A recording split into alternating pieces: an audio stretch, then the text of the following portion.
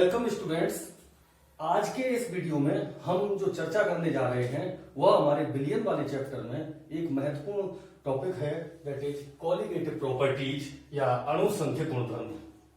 अणुसंख्यक गुणधर्म, जैसा कि इसके नाम से ही पता चलता है, ये बिलियन के ऐसे गुणधर्म हैं जो अणुओं की संख्या पर निर्भर करते हैं। अणुओं की संख्या पर निर्भर करने वाले गुणों को ही हम अणुसंख्यक गुणधर्म कहते हैं। यानी those properties which depend upon the number of solute particle present in the solution, not on the identity of solute particles, not on the chemical nature of solute particle. I mean those properties which depend upon the ratio of solute particle to the total number of solution particle. These properties are listed here. These are four types. First is relative lowering of vapor pressure. That is a वाष्प दाब में आपेक्षिक अवनमन. That has been discussed in previous video. Can be expressed as P0V. I mean P0V minus PS upon P0V या P0V, कुछ भी कह सकते हैं आप। दूसरा है elevation of boiling point, क्वथनांक में उन्नयन, जिसे हम डेल्टा टीवी के द्वारा एक्सप्रेस करेंगे, रिप्रेजेंट करेंगे, डिनोट करेंगे। Depression in freezing point, delta TF. और चौथा है ऑस्मोटिक प्रेशर या परासरण दाब, इसे हिमांक में अवनमन कहते हैं या क्वथनांक में उन्नयन है, और ये वाष्प दाब में आपेक्षिक अवनमन है। ये चार प्रकार के अणुसंख्यक गुणधर्म हैं, ये चार प्रकार की क्वालिटेटिव प्रॉपर्टीज हैं जिनका अध्ययन हम इस चैप्टर में करते हैं।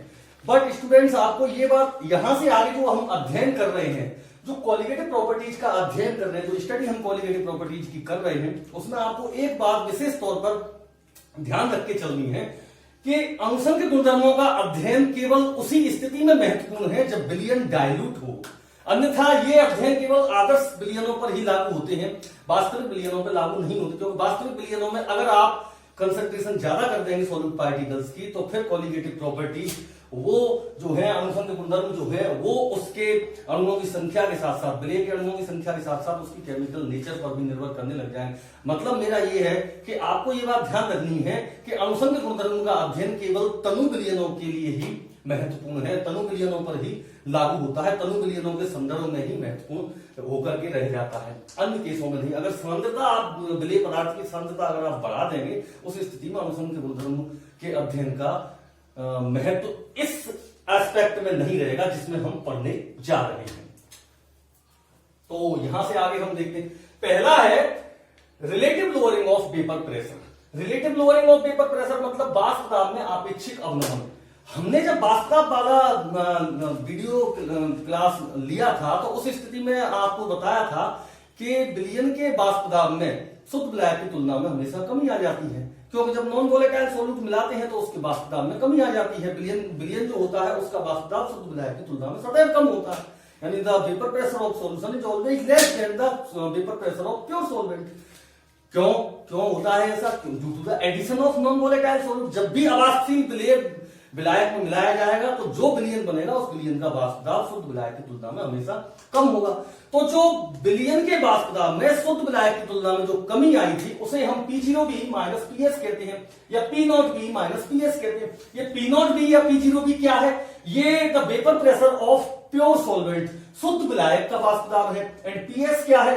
This is the vapour pressure of solution. हमें पता है कि बिलियन का वाष्प दाब शुद्ध विलायक से हमेशा कम होता है, इसलिए P0V में से PS यानी बिलियन के वाष्प दाब को हमने घटा करके वो अंतर निकाल लिया है कि बिलियन के वाष्प दाब में शुद्ध विलायक की तुलना में कितनी कमी आई, वो कमी ये आई P0V माइनस PS। लेकिन यहां पर टॉपिक क्या है? Relative lowering, not only lowering of vapour pressure. ये जो ऊपर वाला टर्म है ये तो हो गया लोअरिंग ऑफ वेपर प्रेशर, लेकिन ये क्या है? Relative lowering of vapour pressure मतलब वाष्प दाब में आपेक्षिक अवनमन। तो मैंने आपको बताया था वाष्प दाब में आपेक्षिक अवनमन हम किसे कहते हैं? Lowering of vapour pressure and the vapour pressure of pure solvent. इन दोनों का जो रेशो है, इन दोनों का जो अनुपात है, बिलियन के वाष्प दाब में होने वाली कमी और शुद्ध विलायक के वाष्प दाब का जो अनुपात होता है वह क्या कहलाता है? Relative lowering of vapour pressure, वाष्प दाब में आपेक्षिक अवनमन। इसके बाद छात्रों, जब हमने राउल के नियम को स्टडी किया था, राउल लॉ को स्टडी किया था, तो उसमें मैंने आपको दो केस में राउल लॉ को स्टडी किया था। First case was such that when a solution is prepared by mixing a volatile solute into a volatile solvent, and second case was such that when a solution is prepared by mixing a non-volatile solute into a volatile solvent। तो हम case second की बात कर रहे हैं। उस case second में जब हमने स्टडी किया था, जो डेरिवेशन आया था, जो इक्वेशन हमें प्राप्त हुआ था, वो क्या था? केस सेकंड में वो वही था, लास्ट में आकर के relative lowering of vapour pressure P0B minus PS according to, मैं फिर से आपको रिमाइंड करा दूं, अकॉर्डिंग टू राउल्ट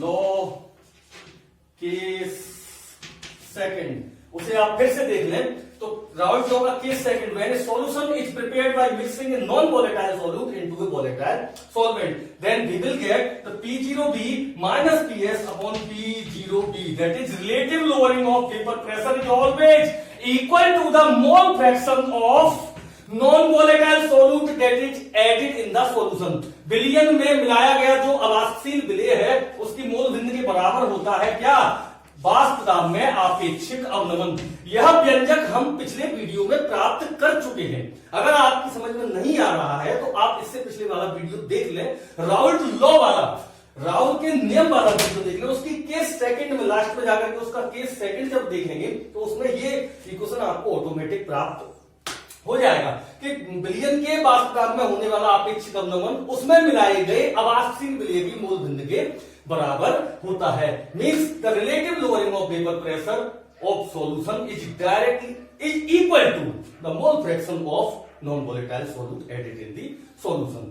ये चीज आ गई। अब हम मोल फ्रैक्शन का मतलब जानते हैं, चूंकि XA equal to NA upon NA plus NB। मैंने यहां आपको बताया कि आपको ये बात ध्यान रख के चलना है कि अणुसंघ गुणधर्मों का अध्ययन केवल तनु विलयनों के संदर्भ में ही महत्वपूर्ण है, शांत विलयनों के संदर्भ में अणुसंघ गुणधर्म के अध्ययन का महत्व नहीं रह जाता है। क्योंकि मैं आपको बता दूं कि जो विलयन के जो गुण होते हैं वो अणुओं की संख्या पर तभी निर्भर करते हैं, विलय पदार्थ के कणों की संख्या पर तभी निर्भर करते हैं जब विलयन तनु हो या फिर विलयन आदर्श हो। लेकिन रियली आदर्श विलयन तो संभव हो नहीं पाते, एकदम आदर्श विलयन तो है नहीं। तो रियल सॉल्यूशंस जो है, वास्तविक सॉल्यूशंस जो है, उनमें क्या है, आइडियलिटी से थोड़ा सा डेविएशन आता है। तो मैं उसमें ये बात कर रहा हूं जब कोई रियल सॉल्यूशन है वह अत्यंत तनु हो या डाइल्यूट हो, पतला हो, उसमें विलय पदार्थ की मात्रा बहुत कम हो, उस स्थिति में कोलिगेटिव प्रॉपर्टीज जो है, अणुसंघ गुणधर्म जो है, वो विलय पदार्थ के कणों की संख्या पर निर्भर करते हैं। अगर हम विलय पदार्थ के कणों की सांद्रता बढ़ा देंगे या संख्या बढ़ा देंगे तो उस स्थिति में ये जो गुणधर्म है, विलयन के जो गुणधर्म है, वो विलय के कणों की संख्या के साथ साथ उनकी रासायनिक प्रकृति पर भी निर्भर करने लग जाएंगे। तो फिर उस स्थिति में इस तरह इनका अध्ययन करना हमारे लिए ज्यादा महत्वपूर्ण नहीं रहेगा, उस केस की स्टडी फिर अलग एस्पेक्ट में करनी पड़ेगी। तो हमें यहाँ यह ध्यान रख के चलना है, ये बात हमें दिमाग में रखकर चलनी है, जो विलयन जो कंसीडर किया जा रहा है यहाँ पर वह विलयन तनु है, वह विलयन डाइल्यूट है, वह विलयन पतला है। मतलब we are considering here the theories of dilute solutions. हम पतले विलयनों के लिए सिद्धांतों का अध्ययन कर रहे हैं। जब विलयन पतला होता है तो उस स्थिति में आप जानते हो उसमें विलय कणों की जो संख्या है वो विलायक के कणों की संख्या से बहुत कम होती है। मतलब for dilute solutions the value of NH is far less than NB, means विलय पदार्थ के मूलों की संख्या विलायक के मूलों की संख्या से बहुत कम होती है। तो ऐसी स्थिति में we can approximately say that Na plus Nb will be approximately equal to NB। इसलिए ऐसा कैसे हो गया बच्चों? ऐसा इसलिए हो गया, मान के चलिए कि विलय पदार्थ के कणों की संख्या 1 मोल है और विलायक के कणों की संख्या 1000 मोल है। तो ये सॉल्यूशन बहुत ही ज्यादा डाइल्यूट यानी कि पतला हो गया। तो जब हम इन दोनों को जोड़ेंगे तो आप सभी इस बात को बड़ी आसानी से कह सकते हो कि जोड़ आएगा 1001 1001। पर क्या मैं अगर आपसे ये कहूं कि 1000 का मान लगभग बराबर है 1001 के, तो फिर आपको कोई दिक्कत है क्या? ये बात लगभग बराबर में कह रहा हूं तो ठीक है, 1000 का मान 1001 के लगभग बराबर होता ही है। तो वही बात यहां लागू कर रहे हैं, जब सॉल्यूशन डाइल्यूट होता है, पतला होता है, अति तनु होता है, तो उस स्थिति में उसमें विलय पदार्थ के कणों की संख्या विलायक के कणों की संख्या से बहुत कम होती है। तो जब विलय और विलायक के कणों की संख्या का हम योग करेंगे तो वह विलायक के कणों की संख्या के लगभग बराबर ही आएगा, यानी Na और Nb का योग लगभग Nb के ही बराबर होगा, क्योंकि Nb की तुलना में Na का मान बहुत कम है।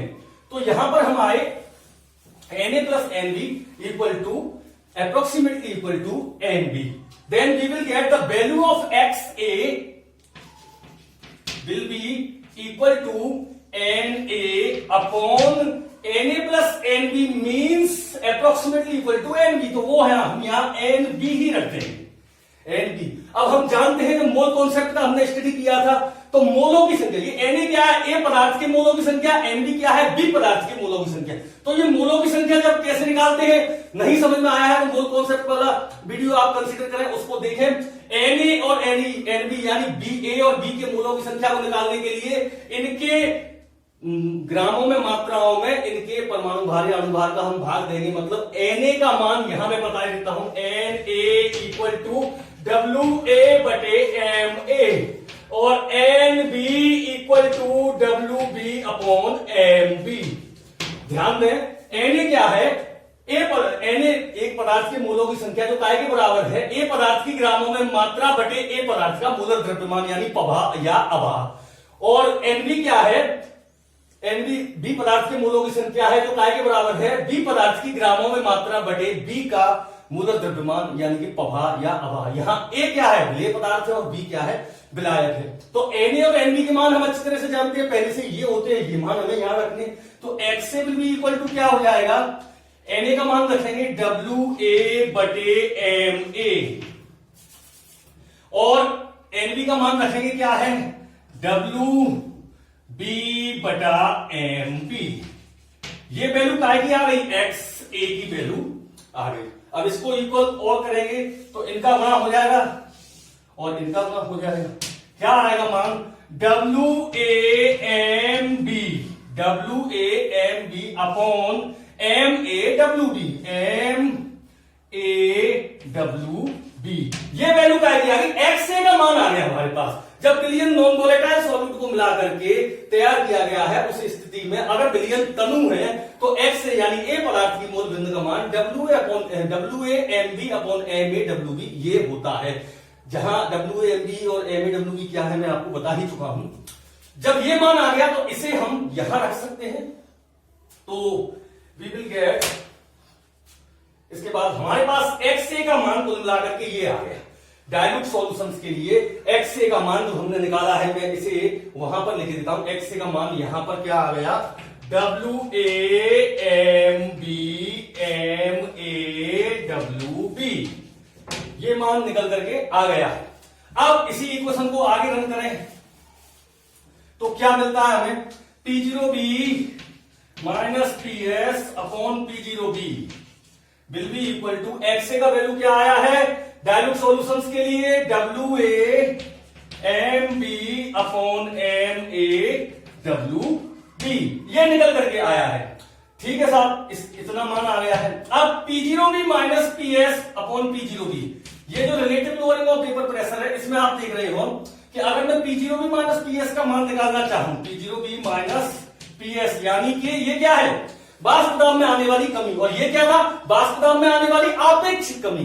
तो आपेक्षिक कमी को हम निकाल चुके हैं, लेकिन हम केवल वाष्प दाब में आने वाली कमी को निकालेंगे। तो P0B minus PS equal to क्या होगा, WAMB अपॉन MAWB, और ये जो P0B थी वो उसका गुणा इस टर्म के साथ हो जाएगा। तो मैं यही लिख दूं उसको P0B, ये उधर पहुंच गया। तो मैं ये कहना चाह रहा हूं कि ये वास्तव में आने वाली कमी हो गई, जिसे हम चाहें तो डेल्टा P, क्योंकि ये वास्तव में होने वाली कमी है शुद्ध विलायक के वास्तव की तुलना में विलयन के वास्तव में होने वाली कमी P0B माइनस PS, उसे हम डेल्टा P के द्वारा भी दर्शा सकते हैं। तो ये जो डेल्टा P है इसका मान P0B WAMB अपॉन MAWB ये आया है। तो इसे हमें बच्चों याद रखना है, आगे इसकी हमें कई बार जरूरत पड़ेगी। डेल्टा P यानी वास्तव में आने वाला कमी या वास्तव में होने वाली कमी काय के बराबर होती है, P0B WAMB बटे MAWB, P0B WAMB बटे MAWB। यह चीज हमें अलग से हम नोट किए देते हैं यहां कि वास्तव में होने वाली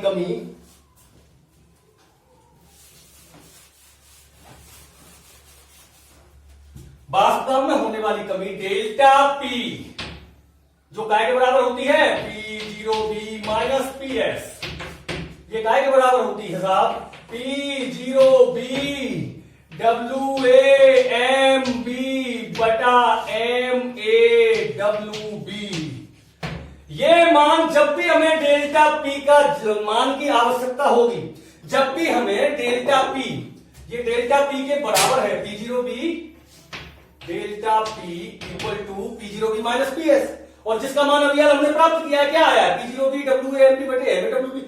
जब भी हमें इस डेल्टा पी के मान की जरूरत पड़ेगी तो हम वहां पर इस वैल्यू को रख दिया करेंगे। यह आगे आने वाली कॉलिगेटिव प्रॉपर्टीज या आगे आने वाले अनुसंध गुणधर्मों के अध्ययन में यह स्टेप हमें बहुत ही उपयोगी होगा।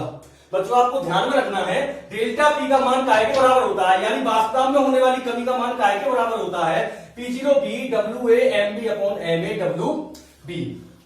इसके बाद हम बात करेंगे क्वथनांक में उन्नयन अगली वीडियो।